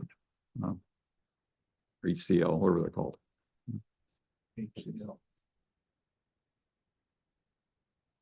And you're right, that's our revenue. For all intents and purposes, that's it, yeah. We can't do much with the fire flow tax to make up for a significant decrease in the ad valorem tax, right? Yep. So that's just another scenario, maybe. Do a sensitivity on that. Just tell us what it is. So in what year and what property tax assumption would you like to see in another scenario? What do you think? Personally, I think the sensitivity analysis is more appropriate here. So for example, where would we run into trouble at what point of it? So right now we say 3%, which is rough, right? We say 3% every year. If it was 1%, what would happen to us, right? Like the sensitivity, what if it's only 1%, what if it's flat, what would that do? Probably just on our projection of revenue. Right. I doubt there will ever be a decrease. Probably it's pretty sick, so I don't think there'd be an increase. Well, I know there could be, but that would be catastrophic. Yeah, I know. So- That's the problem. Even if you just decreased it by 1%, you could then kind of just do the math and see what Yeah, happened, you yeah. could So just do a 1%, do a sensitivity. 2% forever instead of a 3% forever, whatever, 3.5, whatever we're currently doing. Just drop your 3.5. from 3 to 1. 3.5 to 2.5, yeah. 3.5% to 2. Yeah, just so we Just drop it understand. by 1%. Over see the what over the happens. entire 10-year period of time? Yeah, over the 10 Yeah, that would be helpful to know. I mean, I think that's. Just so we know the sensitivity. Yeah, yeah, I think that's a good suggestion. And then do you want that 3.5 and, I mean, the 2.5% property tax revenue throughout with what? Do you just want one scenario of that with the same 3% salary increases, or do you want multiple scenarios with the other 4% and 2% salary increases? That sounds complicated. So let's just run a scenario that does just the real estate part and a scenario that just does the other. And if we need to add the two numbers together, we can get close. Yeah. If it start out simple. I mean, in a way, it's a thought experiment, right? Because you hope it doesn't happen. You think the likelihood is that it doesn't happen. But if there's a 20% that happens, then that really affects our planet. Probably just need, once we ask them what they think is going to happen with the whole real estate settlement, because that could affect things for the next year. I guess, well, maybe they can't. It is, seems to me there's a lag in all these things. So hasn't the property tax already gone out? We're just waiting to collect it now? Yes, so the fiscal year 2025 property tax revenue, that was based on calendar year 2023 sales. So that is done, it's in the books, we will get that money. So, so it's after fiscal year 2025. Right. So you're suggesting that we just run numbers starting in projected year 25, 26 Correct. with a Yeah. 2.5, okay. Right. Because the other ones are literally booked. Baked. Yeah, booked. Okay, Yeah, that makes sense. Can we do that? I would find that really helpful. Yeah. Yep. Okay.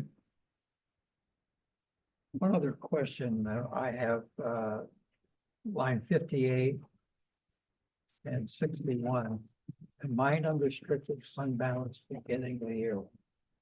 What does that include or exclude versus what we see up in the top in terms of the balance in the general? Right, so the unrestricted fund balance is the general fund plus the capital projects fund. Plus the capital project fund. Okay, thank you.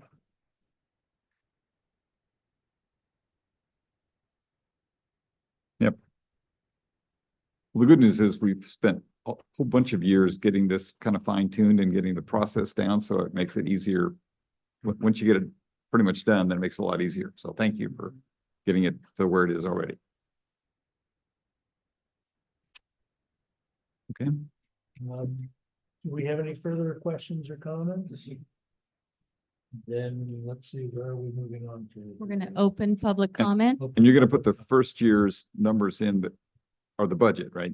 What our new next year's budget, the 1 year budget is going to be the first column in here, right? The fiscal year 2025 budget? Yeah. Yes. Okay. So we do have one in-person public comment. Okay.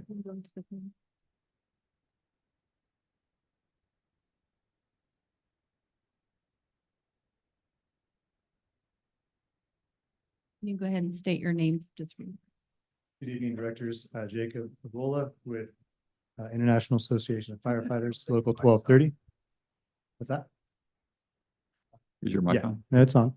Okay. I can speak louder if you'd like. There you go. Can you hear? All right. That's better. I will try to do that. That's good. Yeah, that's better. Yeah. This year's long-range financial forecast is budgeted for additional positions of the deputy chief and an office specialist in emergency preparedness.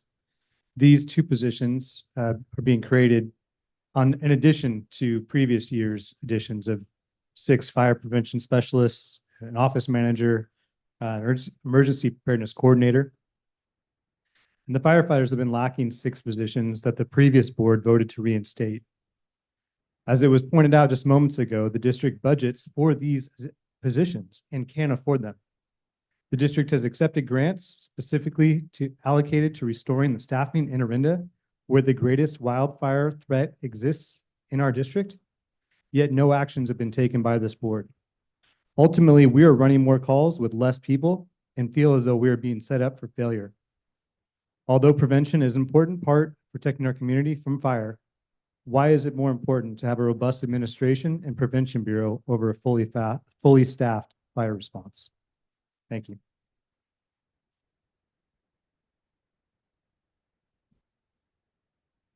Okay. We do not have any more public comment. And also just a little bit of housekeeping. It is helpful for you to speak into the microphones for the hearing. Okay, and are you noticing that I'm not? I'm not For quite- everybody. Everybody, Okay. Yeah. you know, for the first 5 years that I was a prosecutor, whenever I tried cases, the criticism I would get is that I was not speaking loud enough. So that's very helpful. And to I'm speak. still trying to work on that. It's a lifelong endeavor. Okay, so where our board shall discuss the item on the agenda and may ask further questions of staff or other invited experts. And I think we've given our comments. Yeah. And so we're down to, We've given our comments now, so.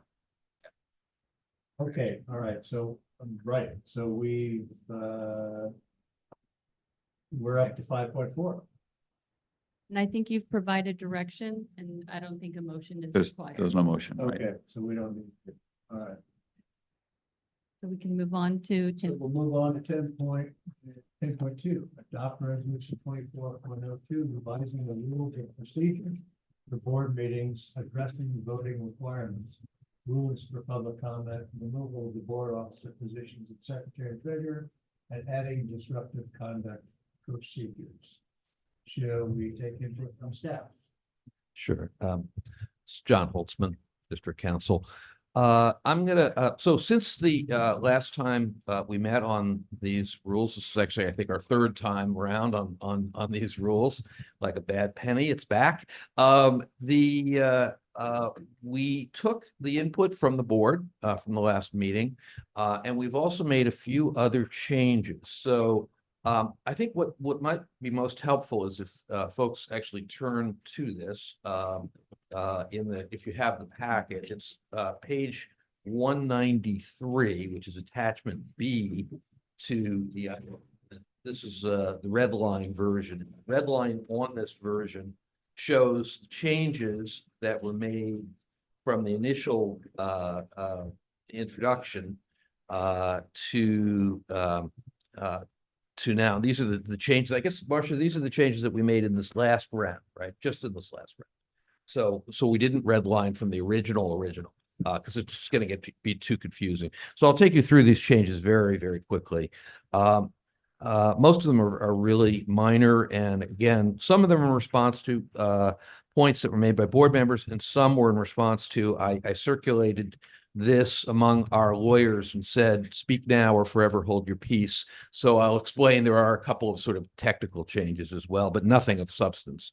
So first, we discussed this issue about what time closed sessions start, and we ended up going with saying either 5 or 6. So that's the first change. Second change is special meetings can be called. It's actually on not less than 24 hours. It said 24 hours, and that's obviously a little too precise.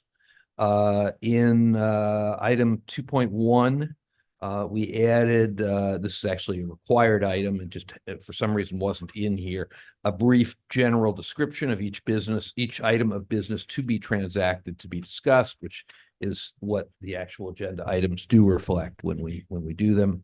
I'm going to skip over the ones that are just purely ministerial. We did add on page 197, delivery of agenda for regular meetings at the request of the board, the language about and reports and other documentation. When you go lower on page 197, we rearranged, and I worked with Marcia on this. Thank you, Marcia. We rearranged some of the items. This is not new, even though it looks like it's underlined, so that it actually follows the order of what you see in your agenda. So we just thought that was going to be actually Marcia's idea, but I think it was a great one. So that the rules read in the same order as the agenda does, basically. So that meant the consent calendar had been further down in the rules we brought up. So it's the same exact language. We just moved it up. Similarly, for regular items, we just moved that up. That is the same language. The biggest, it's not really a substantive change, but in 2.8 on public comment, there were actually 2 different sections of the rules that addressed public comment. And what we did is we just consolidated them, so that, again, and we put them in an order that we thought, again, made a little bit more sense. So we just consolidated these two. We did strike out, there's one, actually, let's see, no, that one, we actually didn't strike that out. There were two different references to language about public making comments and whether they had to give their name, et cetera. So we cleaned up some language there. There are no substantive changes here. It was all just clean up and consolidating these two sections.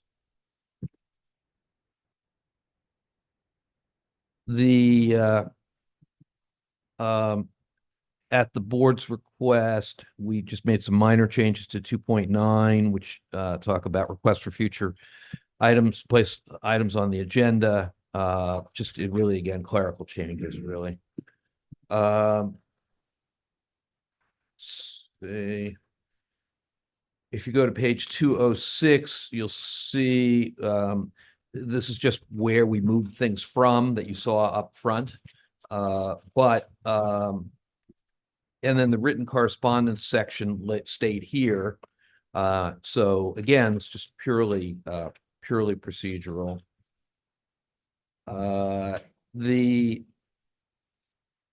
On page 210, there are a couple of, I won't really call them substantive, but a couple of actual cuts. We cut out minute orders and discussion of minute orders because the board doesn't use minute orders, and to the best of anybody's recollection, including Marcia's, I think, never has. So the board acts by motion, by resolution, or by ordinance. Those are the three ways that the board acts. So we cut out minute order. We also cut out this discussion about resolutions prepared in advance versus resolutions not prepared in advance, because of course, so sometimes we do have to prepare a resolution on the fly, and we've done it before, but having separate rules for the two didn't really make any sense to me or Marcia. So we cut those out. And Marcia, tell me if I'm wrong about that one. That was sort of the general gist of it. The urgency resolutions is not necessary. We have a whole set of procedures around if the board is going to act without sufficient notice, how the board does that. So it basically, it's repeating, but not exactly the same. So you have two different provisions that aren't exactly the same. And then at the request of Director Danziger, we added the language at the bottom. It was on 211 at the bottom. It says nothing herein shall affect the status of officers appointed prior to the adoption of this resolution. That's the language that the language says you can't serve two consecutive terms as president, essentially. And it also creates the second vice president position, but everybody who's in a position now will stay in that position till the end of this year until you reelect new officers. Great. And then finally, on standing and ad hoc committees, this has Director Danziger's language, but we just cleaned it up a little bit to make it more succinct. And that's it. So in short, all these changes are essentially just clean up for today, other than the ones that we're making in direct response to the previous meeting. Right. Any other questions or comments? I just have one, I'm just looking right now as you went through this, where does it say, I see the election of officers. Where does it say that you can't, You can't succeed yourself. yeah, Yeah, good question. I was what's looking that? I don't see it. Yeah, it's funny. I just as I was going through. Let me see. Find election of officers. Additional officers. I think it was removed by, You know, I think that we may have lost that Yeah. on the cutting room floor. So, I think we carved that out. We carved two things out that were. Oh, that's right. And that was one of them. So Right, maybe it was but member overlooked. Danziger, Director Danziger had actually said he was fine with it, so we should be putting it back. Right. So, if we could just, let me, hang on one second and I can read it into the record, I think. Give me a minute. Good catch. Should probably come. I guess somebody didn't do the redlining quite right.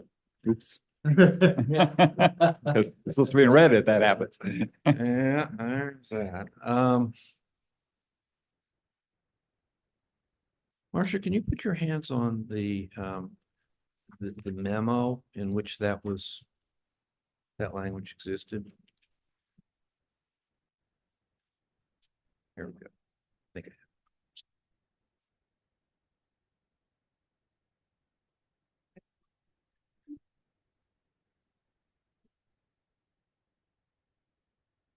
Well, we know it exists and we just trust you to go put it back in. Yes, yes, yeah, absolutely. So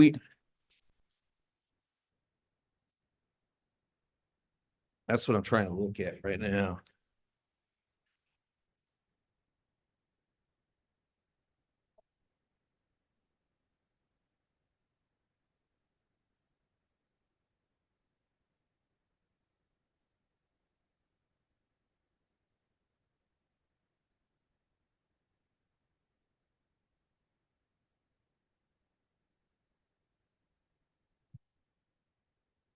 Well, it should be in the packet.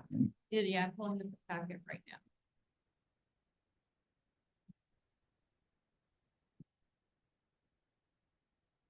So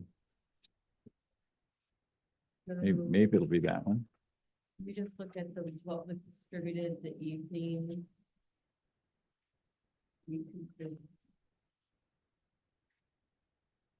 Got moved into the memo is what happened. There, oh, no, that's not it. It's the memo that introduced, the staff memo that introduced it in our last meeting. And so it was not in our original version. It was in our original Okay, version. here's 1103, the original version. Okay. Right here. Election of officer. Election, oh, wasn't it up under, oh.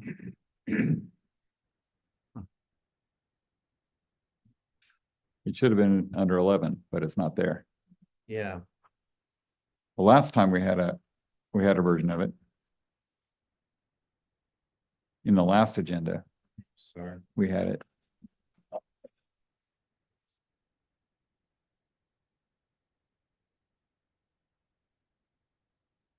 So under item 9.6 at the February board meeting, there's section 11, the proposed language from the memo reads, no member of the board shall serve in the same position of president or vice president for more than one consecutive year unless all other board members decline to accept nomination to serve as either president or vice president, in which case the current president or vice president may serve a second consecutive term in that office.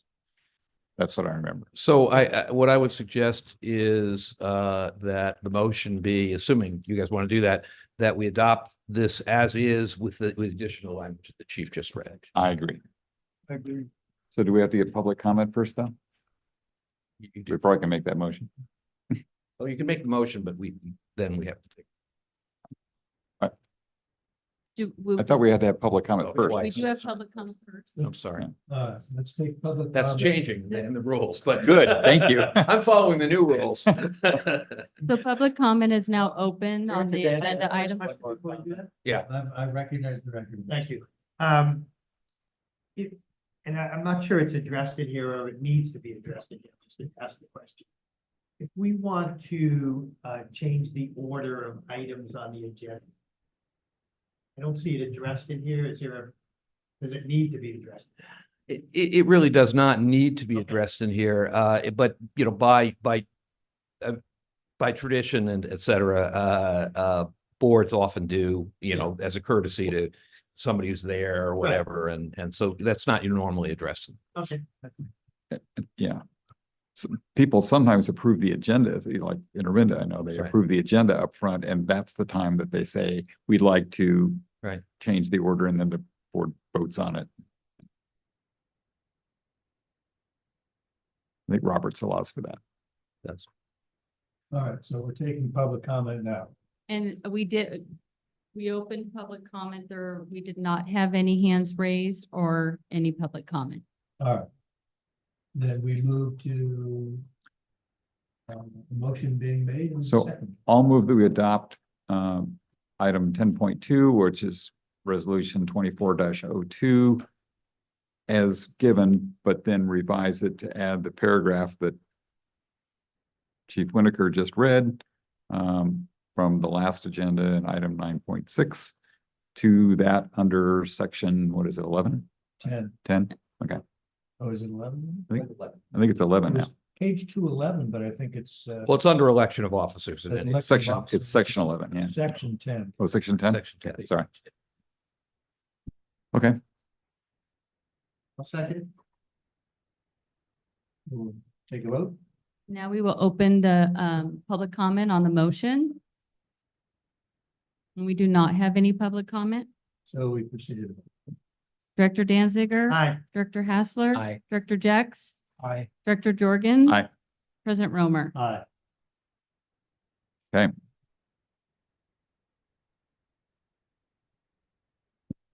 Item 10.3, discuss Discuss recognizing various groups with ceremonial documents, including proclamations that fall outside the subject matter of the fire district.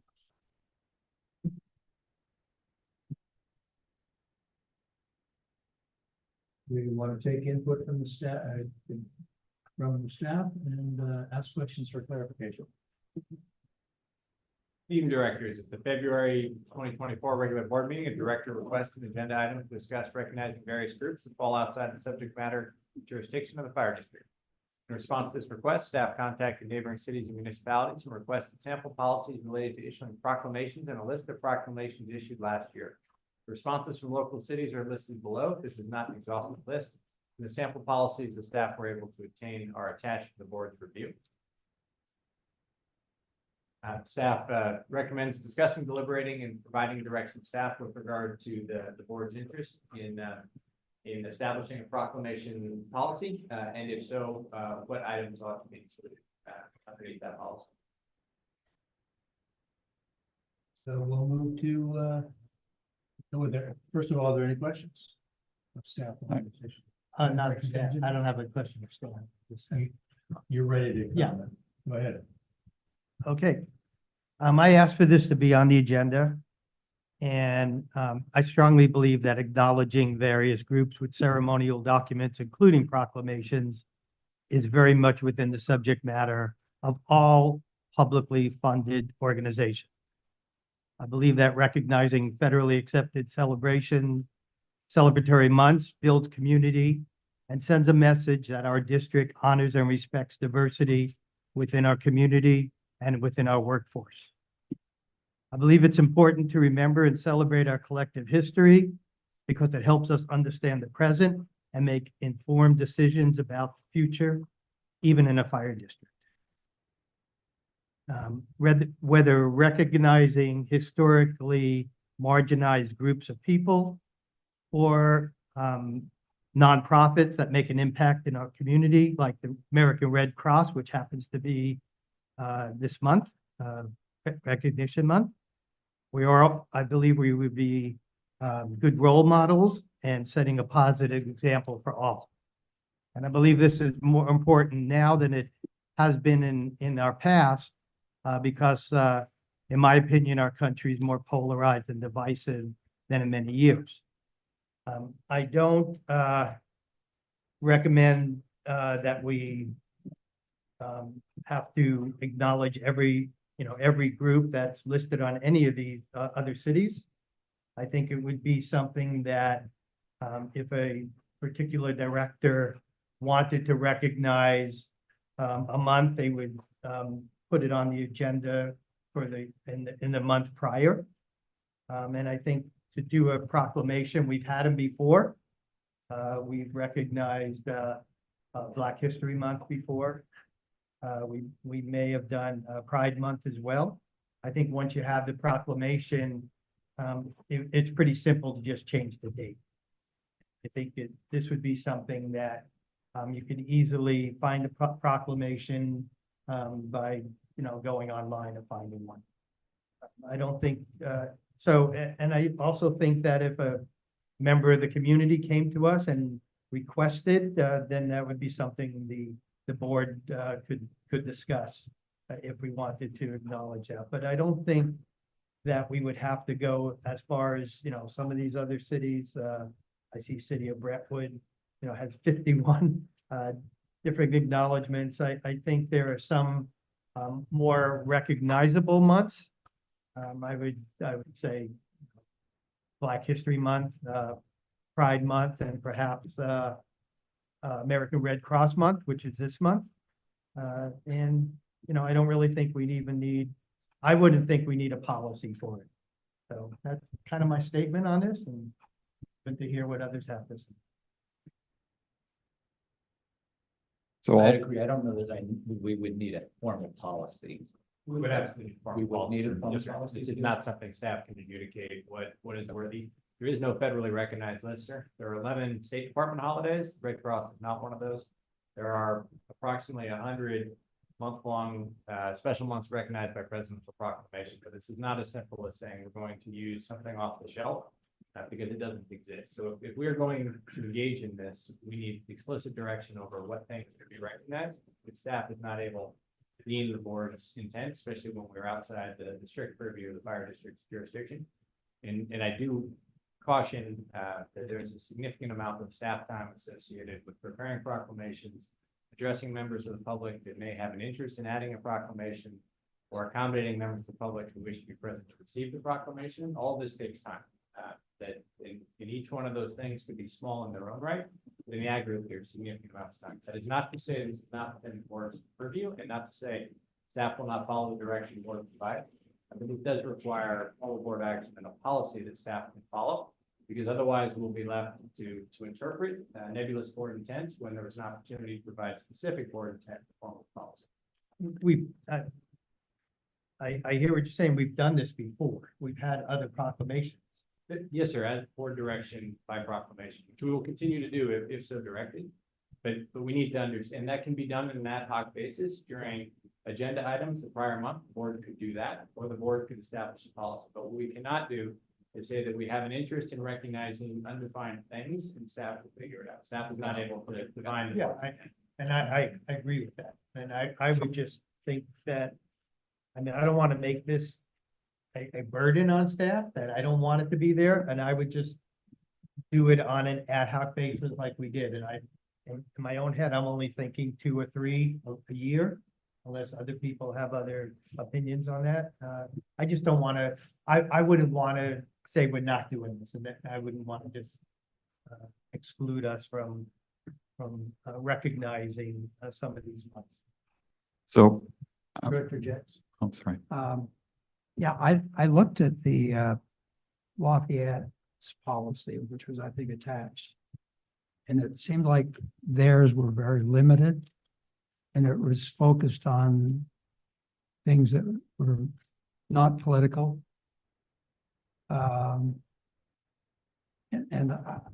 Again, I just get concerned if we include one group and not another group, or whatever it is, the type of thing. I think as long as it relates to the district, in terms of, when we're dealing with personnel or events that are specifically related to the district, I think is a good policy. I would agree. I think that, if you look at Brentwood, they had a zillion of them, and Lafayette had 3, I think. And I don't think we want to be in the business of picking winners and losers, meaning having to differentiate which ones we are going to have as our select group and which ones we aren't going to have as our select group, because I think that actually causes more divisiveness than togetherness.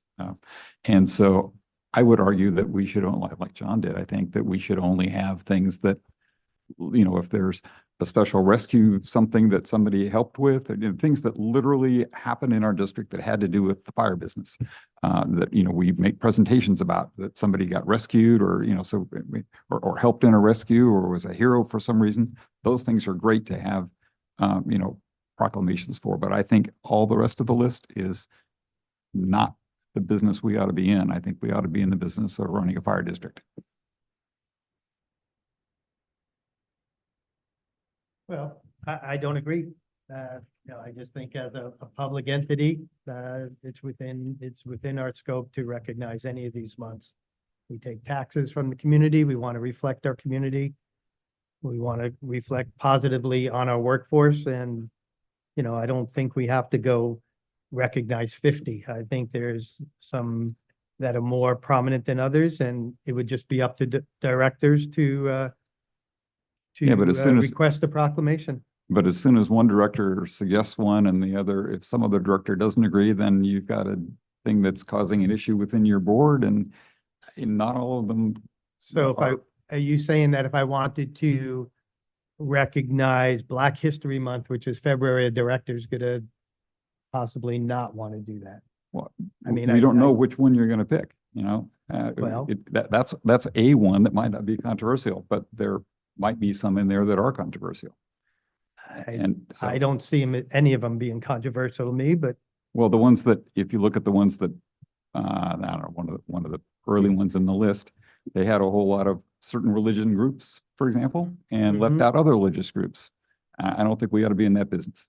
I agree. I don't think I would, I don't think I'm thinking about the religious groups myself, thinking about broader But again, categories. we're still picking winners and losers,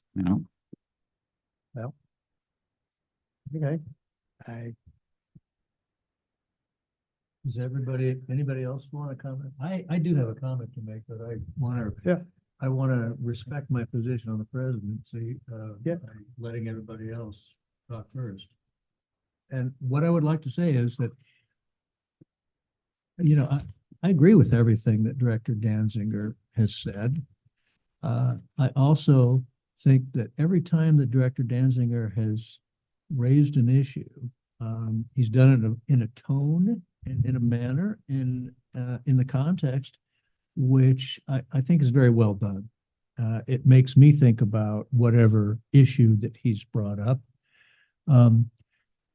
But what I think Director Danziger and I are also both personally aware of is that we are in a situation now where, for a number of reasons, things have gotten really divisive in our community and really nasty. Mhm. And while I personally can't imagine that anything that Director Danziger could say could generate controversy, I know from personal friends who have appeared at other statements, including, a friend and colleague who is now working for the ADL, Mhm. that bringing up one group can bring out people from the woodwork who are very, very disruptive. Disruptive in terms of content, disruptive in terms of tone. And despite the best intentions of someone like Director Danziger, if, for example, if someone had said, if you want to recognize Black History Month, what concerns me is that somebody comes up and says, well, why don't you recognize white history? And that becomes, it's not in response to anything Director Danziger did, but it creates an opening for something that is not only not in our line of work, but ends up being an opening for something that's very, very counterproductive. So I think we need to be very cautious about this, and it's for a number of reasons. I agree with everybody here that I don't want to overburden staff time. I don't think that we should consider adopting a policy.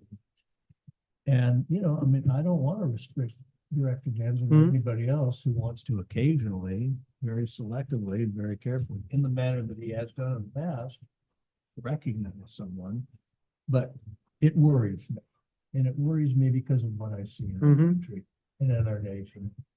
And in public hearings like this one. And I think we are slightly different. We're a special district with a very, very limited jurisdiction over what we can and do. We're not a forum for folks who want to decide, take a position on what's happening in the Gaza Strip. And I think that, anything that you do, any proclamation that you make has become an opening for somebody, particularly on Zoom. So I guess I'm urging caution. I think the challenge is, I agree with what you just said. But I think the challenge is that if you don't have a policy, then that's the same as letting it be a free-for-all, which doesn't achieve your goal. Well, I thought that the chief's point was that we don't have to have a policy. We have to have a policy if we're going to even occasionally, once or twice a year. There's nothing to prevent director under a request for future agenda items to raise the request for a recognition. I strongly recommend that that should be an item of consensus among the board members in a way that normally adding an agenda item doesn't require a formal vote. But if, which was my sense of the direction from the board at the beginning, there were lists, existing lists that the board wanted to see recognized as a matter of course, as opposed to in response to specific board direction, then that would require a policy.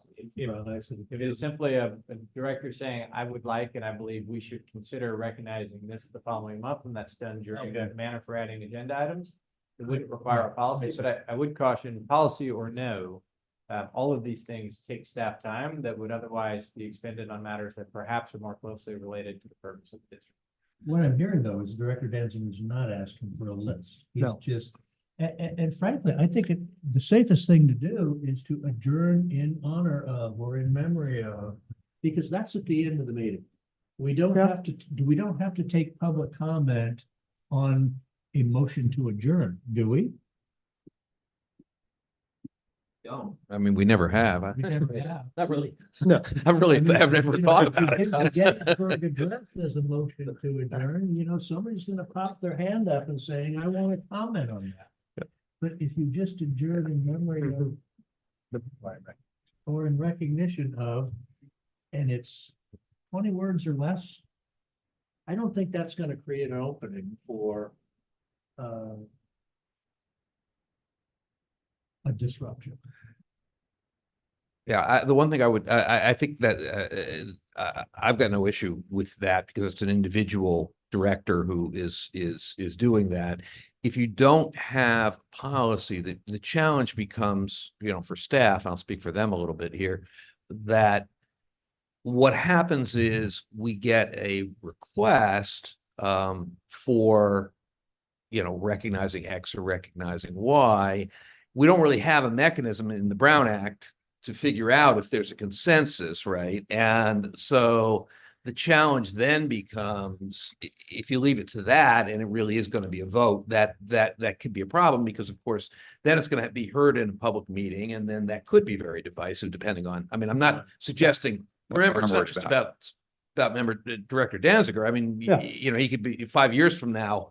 It could be somebody completely different, right? So it's, well, maybe not 5, but whatever. Yeah. But so it's not just about any one member suggesting this. So it is challenging. So I think I don't know. I mean, it'd be interesting to hear the chief's view, but I think an individual director saying, hey, we should adjourn, in memory of such and such, et cetera, seems good. What I am concerned about is a situation where we'd have to have public debates over some of these issues. Yeah, But what if a future director, has an agenda that, is that person's agenda that the rest of the board doesn't agree with, and we allow that person a forum at the end of the board meeting, Right. rather than just saying, I agree, we're adjourning, to say whatever they want to say. Yeah, that's a good point. Because I trust Director Danziger. Yeah, exactly. Like, if we're I don't want to make it making personal. I'm not. 5 years from now, it may be somebody that I don't trust. Yeah, I mean, but the sensitivity, and again, there's no real legal issue here, but I would say, we did just adopt these rules which deal with this whole disruption issue, which comes, dare I say, from certain types of speech we've seen in other settings that's been very disruptive. And so I don't have I don't get a vote, number one, but I also don't have a position, but I do think we have to be conscious in the current environment that there are, and it's not happened to this board, so, but it has happened in other places where we get very It's happened disruptive speech. repeatedly, and it's happened disruptively, and it's really affecting public discourse and the exercise of the First Amendment.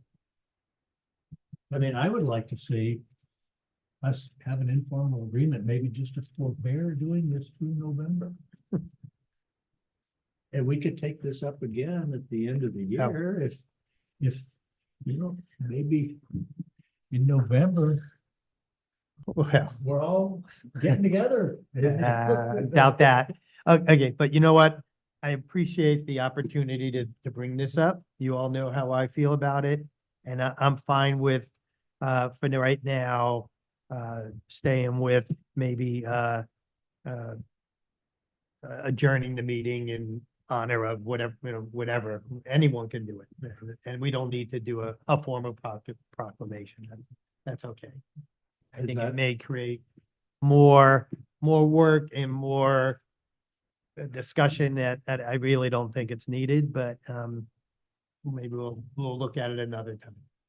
Okay. I'm okay with that. Okay. But I wanted to bring it up and I'm glad we did. And I'm glad you did. too. Yeah, I am too. I That's great. appreciate that. Okay. I think that when you do things, you do it very well, you do it. That's- Okay, thank you. I agree. So do we, So we We gave, have we direction. gave direction to the staff. We're not doing anything, so that's good. need to take a vote. Okay, We so need public comment? We do need public comment. All right, let's take public comment.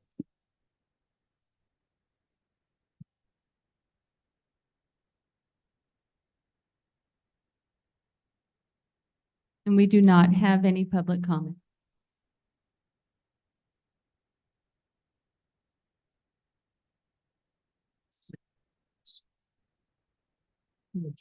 So we are now on committee reports.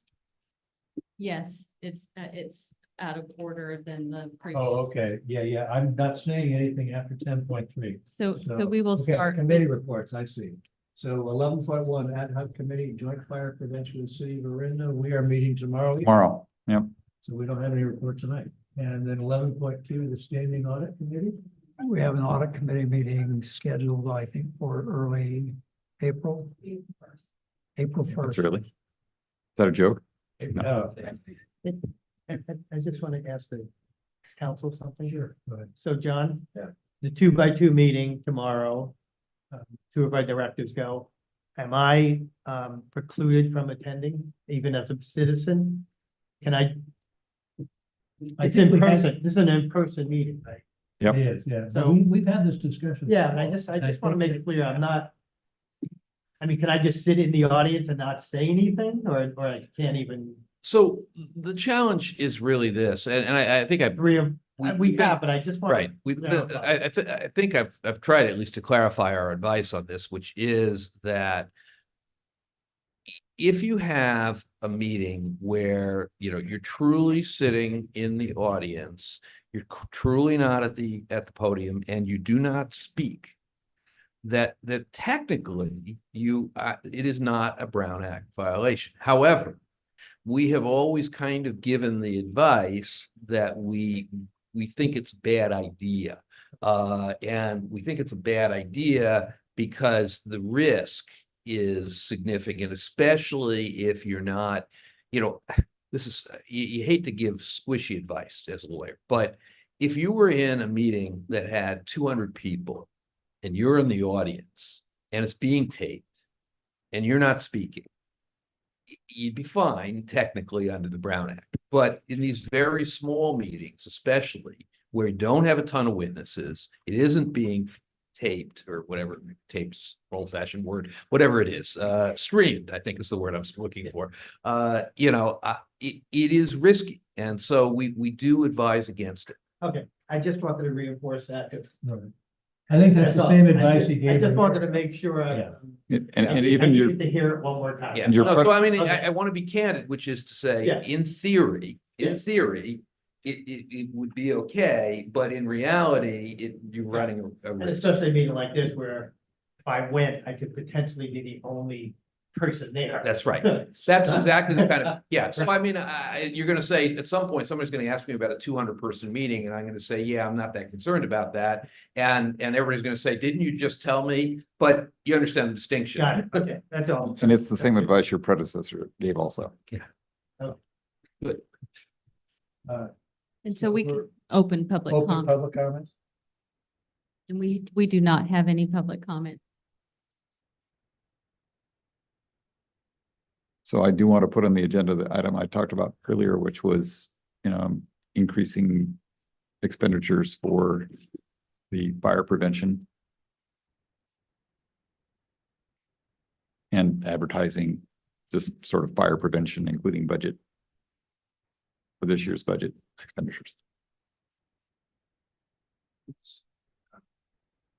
Just to try to focus that a little bit, is there any particular kind of expenditure we're talking about, or just? So I think we had talked about the idea of ordering more gutter guards, for example. And so the theory was, we've got one on order, but we think maybe a lot of it's spoken for. So we might need more, is the point. Yes, sir. And the challenge there is that if distribution's on a Friday night and Saturday. We don't have members that do that on Friday, Saturday. Organizing volunteers takes a great deal of work. We're relying on a part-time employee, a dentist who's out of hours. And we are at capacity with regard to our ability to distribute. Right. And working with the HOAs and so forth.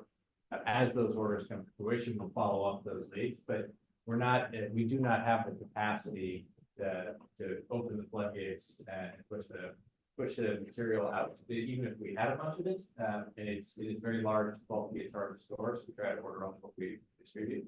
And we're simply out of capacity for distribution without pulling folks off of shipping, inspections and off the other things. So how many linear feet do we get in a shipment? I I mean, roughly. a bunch.